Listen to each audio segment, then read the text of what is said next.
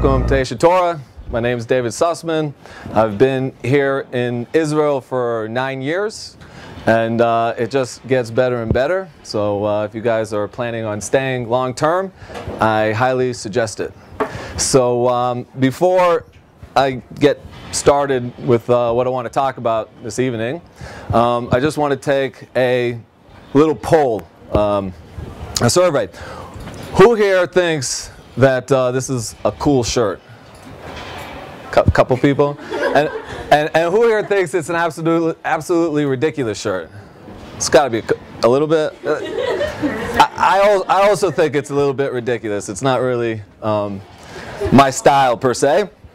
But I want to just tell a little biblical story here about Moshe Rabbeinu.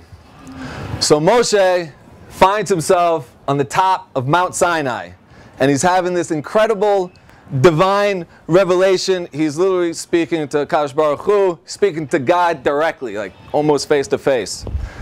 And he comes down from the mountain, and he's glowing, and his face is shining, and the people are like having a hard time looking at him because he's all freakish.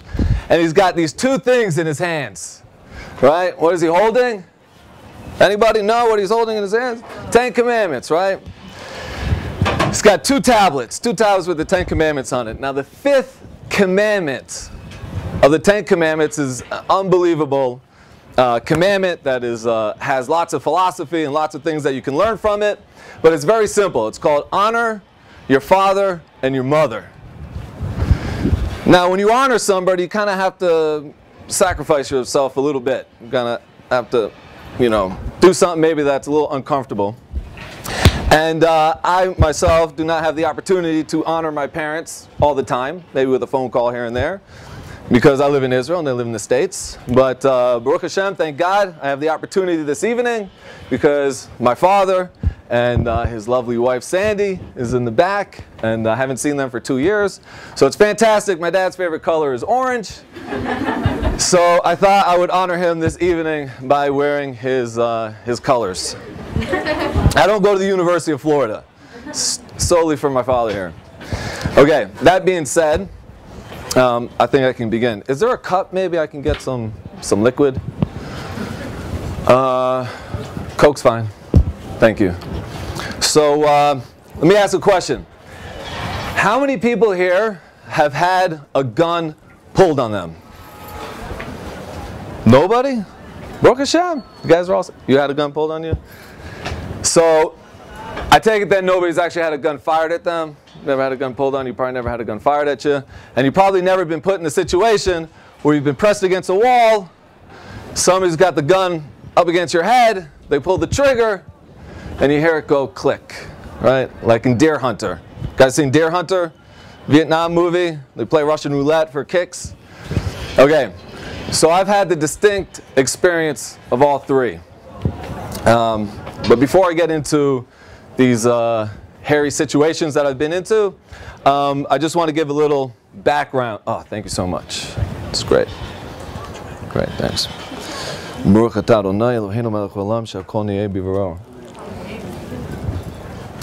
So, okay, little background check on me. Who am I? I'm born and raised in Boston, Massachusetts. Red Sox. Heard of them? Best baseball team. Grew up right behind Fenway Park in Boston. So grew up in Boston. I was the youngest of 5. And by the time I reached the age of 12, I think my parents had enough parenting. Especially, I was a real brat kid. Big time troublemaker even at a young age. And fortunately I got kicked out of school in 7th grade for fighting and just nonsense. And so my parents did what every parent threatens their kids with, right? What's that? Boarding school, right? But not just any boarding school. Where do they threaten you? Military school, right? So at the age of 12, my parents said, out of the house! You're going to military school! So they sent me to one of the biggest and baddest military schools, Valley Forge Military Academy in Philadelphia. I spent a few years there, thank God. Kept me out of a lot of trouble, which I'm sure I was destined to get into.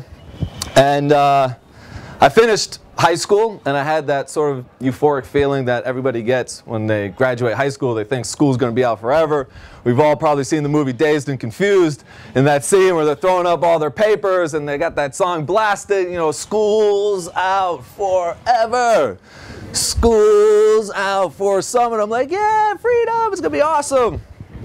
So my parents, each of them, gave me $100, graduation gift, and I set off for California for my first cross-country adventure. Of course, summertime had to come to an end. We all thought school was going to be out forever. Fortunately, it was only out for 3 months. And so off to college I went, except that euphoric feeling that one feels kind of lasted a little bit longer with me. And I didn't really care to go back to classes, so I skipped most of them, ended up partying a whole lot. And after a semester, the school said, "What are you doing here? You're wasting your money." I said, "You're right, I'm going back home." So I went back to Boston and dropped out of college and became a hippie.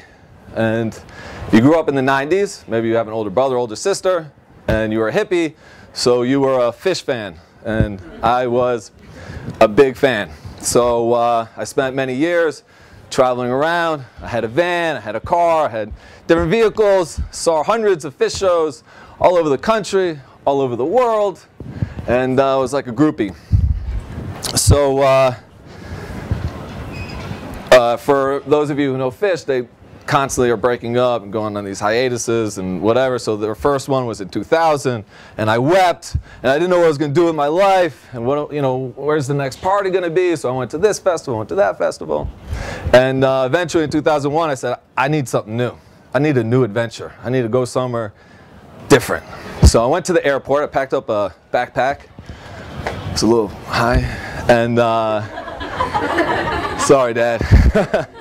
And I said, where am I going to go? You know, what am I going to do? And I saw on the board, you know, Amsterdam, and I was like, that could be interesting. And I saw Brazil and Croatia and Johannesburg. And then at the bottom of the screen, if you haven't guessed, I saw Tel Aviv. Now, I had a brother who lived here, and I hadn't seen him in a number of years. And I said, you know what? Why not check out Israel, visit my brother, kill 2 birds with 1 stone? So I literally went to the ticket counter. The plane was leaving in a few hours, and I bought my ticket right there. And I boarded the plane, didn't even call my brother. Of course, I had his address in my little notebook.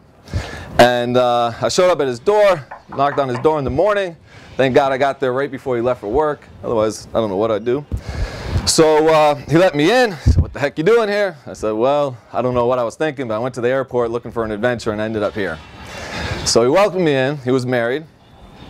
And his lovely wife was not so copacetic with this dreadlocked, stinky hippie sleeping on her couch. So I stayed there for about a week, and she said, you got to do something with your brother. He's got to get out of here. I guess I was a bit of a nuisance.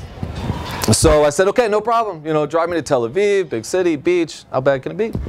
So they drove me to Tel Aviv, and I walked around for a little while looking for a place to stay. For you guys who know Tel Aviv, it's all these different hostels that you can stay at. And I found this one called Momo's, which I thought was just ridiculous because it's called Momo's. Like, who calls himself Momo?